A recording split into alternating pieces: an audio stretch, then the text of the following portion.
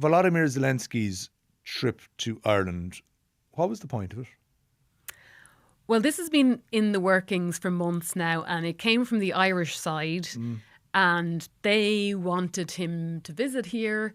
And I think then he was stopping off. He was going to Paris on Monday. So I think Ireland became a sort of convenient time to visit Ireland, straight after Paris.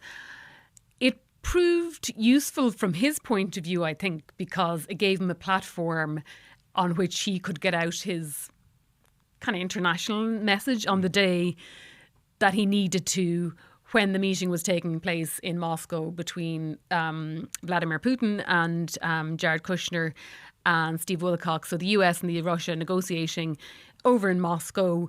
Volodymyr Zelensky at the same time in Dublin meeting every TD and senator whose hand he had to shake on his way into and on his way out of the Dáil chamber.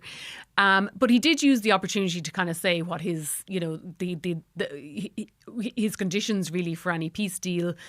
So I think it was useful for his point of view to have the location on which to sort of preach this global message. And he also spoke, like Ireland can't really do anything really at this point to help his cause, but at least he was trying to ask Ireland to use whatever soft power influence it has. He referenced St. Patrick's Day and he referenced, Ireland's membership in the EU.